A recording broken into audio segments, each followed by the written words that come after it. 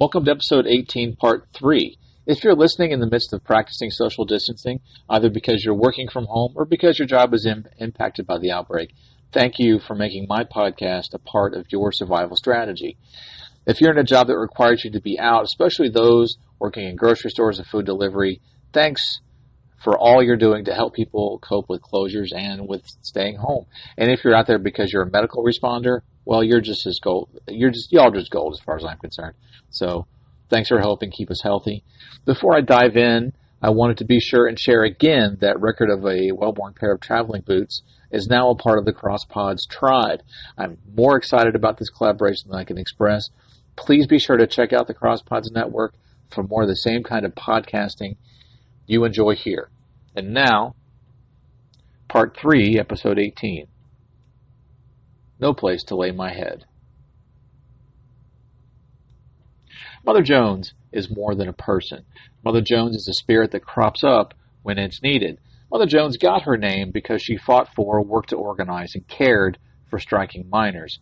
Most people don't know that long before Mother Jones looked like what would be considered matronly, she dressed that way because it was easier to force the grudging respect that patriarchal society sometimes affords women of a certain age. She lost her family in the yellow fever outbreak in 1867 and still went on to become the miner's angel. The woman who gave me a ride to the cemetery from that bar in Mount Olive was on her way back to her job, so I didn't want to hold her up any longer, even though she offered to take my picture next to the angel's monument. I didn't need the picture anyway to prove to myself that I'd been there. And I didn't go to get my picture taken, although I did take pictures while I was there. But I didn't want to treat it like some tourist attraction, because that wasn't why I was there at all. The Music and Stories of Utah Phillips was my proper introduction to radical politics and to radical history. And if you're unsure of which history you've been taught, pretty much anything that gets put in a public school history book is not radical history. I learned about everything from the Triangle Shirtwaist Fire to Big Bill Haywood, the Haymarket Riots, Albert and Lucy Parsons, and Mother Jones.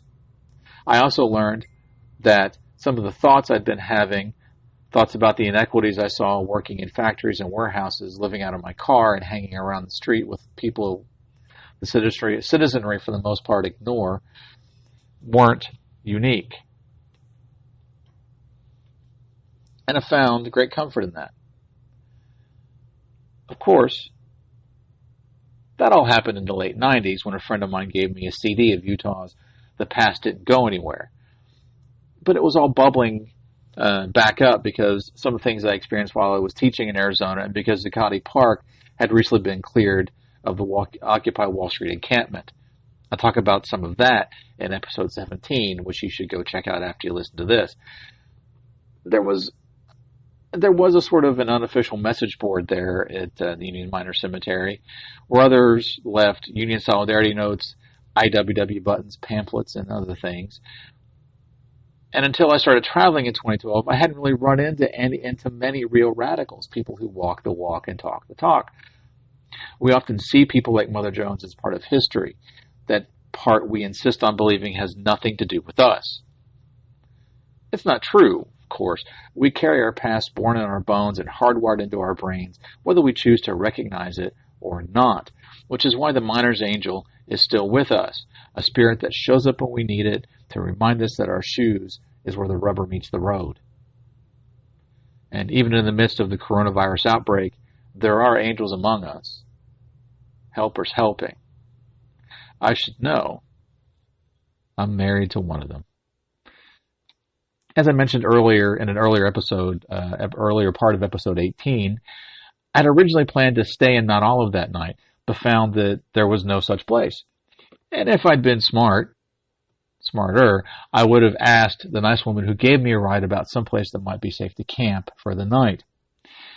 But I decided to take my chances and hoof on towards Litchfield, which was about 10 miles. Thank you so much for listening to episode 18, part 3 of A Record of a Well-Worn Pair of Traveling Boots. Please be sure to show some love by subscribing to this podcast on iTunes, Spotify, or wherever you catch podcasts. Check out past episodes and look for episode 20, in 2 weeks. And if you really enjoy the podcast, please, please, please, please, please be a patron on our Patreon page. That's www.patreon, that's patreon.com/Well-Worn Boots.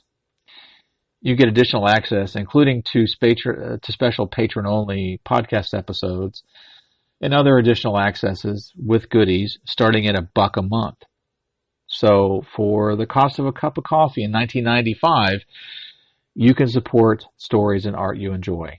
That's www.patreon, that's patreon.com/Well-Worn Boots.